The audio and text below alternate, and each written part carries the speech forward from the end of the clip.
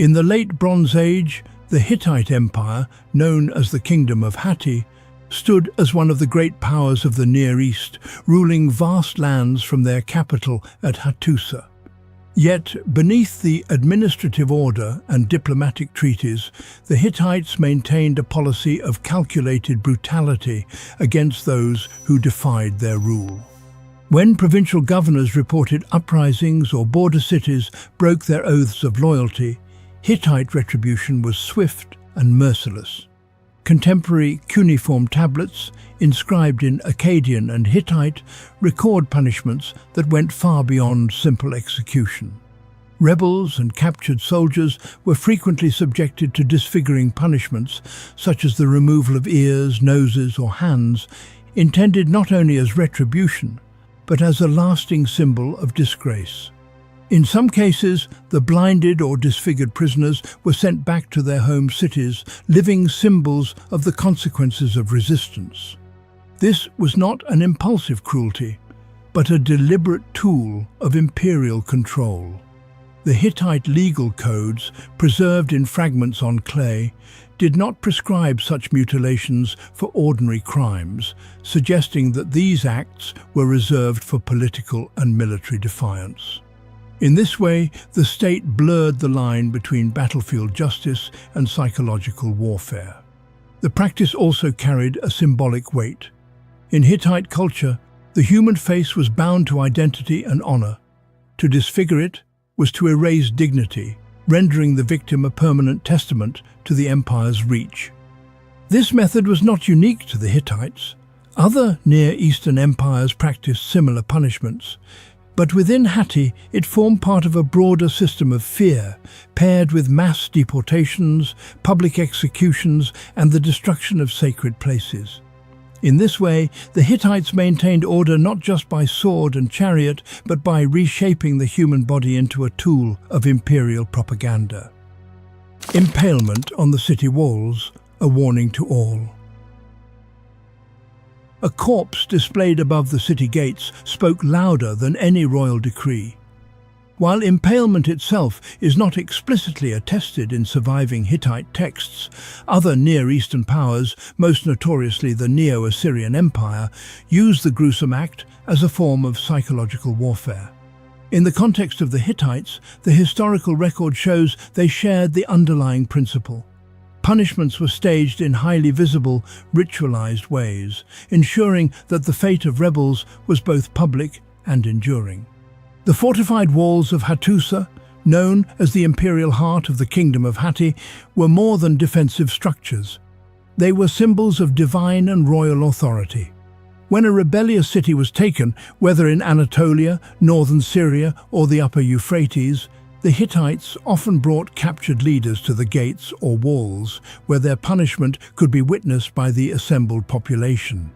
Surviving texts from the reigns of kings such as Suppiluliuma and Muwatalli II describe the binding of traitors before the gods, or in the presence of the army, sometimes followed by execution or mutilation. These punishments were not spontaneous acts of vengeance. They were part of a calculated, ritualized process in which justice was presented as an extension of divine will. The king, acting as the earthly agent of the storm god of Hatti, could order a public killing or symbolic humiliation. This could involve suspending a body from the city gates, placing decapitated heads on display, or keeping prisoners publicly restrained until death. The point was not merely to end a life, but to transform the body into a warning, an object lesson to the living. The use of city walls as a stage for punishment had deep cultural resonance. Walls defined the sacred boundary between the ordered world inside and the chaos beyond. To die upon them, or be displayed there, was to be cast permanently outside the community's protection. For conquered peoples, seeing the bodies of their leaders exposed against the sky made the empire's dominance tangible. Though the Hittites may not have practiced impalement in the same manner as the Assyrians, their approach achieved the same end: the visible destruction of an enemy's body as a public proclamation of Hittite authority. Mass deportations erasing cultures overnight. When the armies of the Hittite Empire, known as the Kingdom of Hatti, subdued a rebellious city, the victory was rarely followed by leniency. One of the most far-reaching punishments in their arsenal was mass deportation, a policy designed to dismantle resistance at its roots. Entire populations could be uprooted from their ancestral lands, marched across mountains and plains, and resettled in distant provinces under imperial control.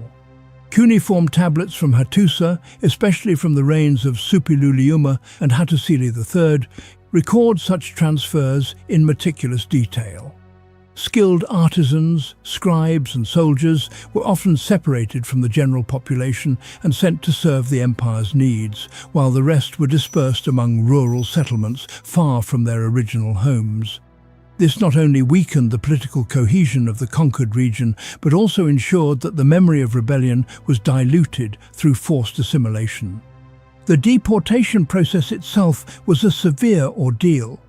Those who resisted, whether attempting to flee, hide or fight back, could face swift and public consequences. Resistance during the march was met with immediate and severe consequences. Rebel leaders were eliminated publicly, families forcibly separated, and individuals subjected to punishments akin to those inflicted on battlefield captives.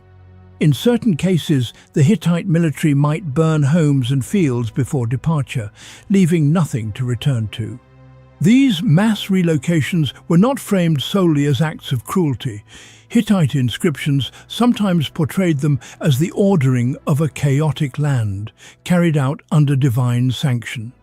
Yet for the displaced, the reality was one of cultural erasure. Temples, family tombs, and local shrines were left behind, sometimes deliberately destroyed, to sever the spiritual and ancestral bonds that tied people to their homeland. Strategically, deportations allowed the Hittites to repopulate strategic border zones, strengthen loyal territories with new labor, and strip rebellious regions of the manpower needed for future uprisings. Socially, they fractured communal identities, replacing them with dependence on the imperial system. The message was clear: rebellion did not end at the moment of defeat.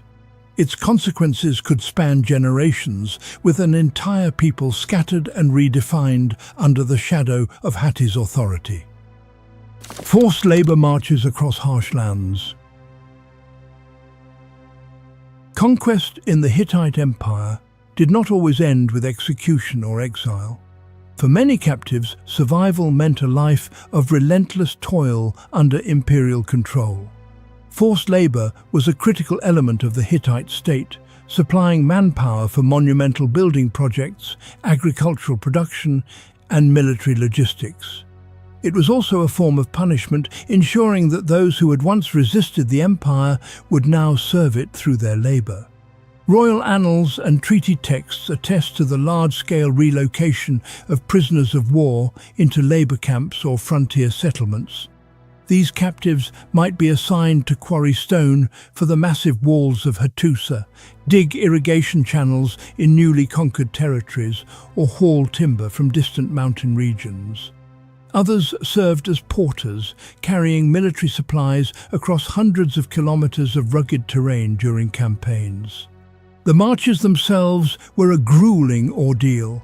Captives were often driven on foot for weeks or months, chained together and guarded by soldiers.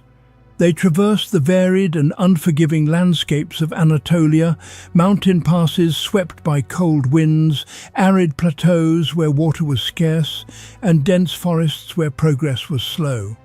The Hittites planned these relocations for strategic reasons, but for the captives, the journey was itself a form of attrition.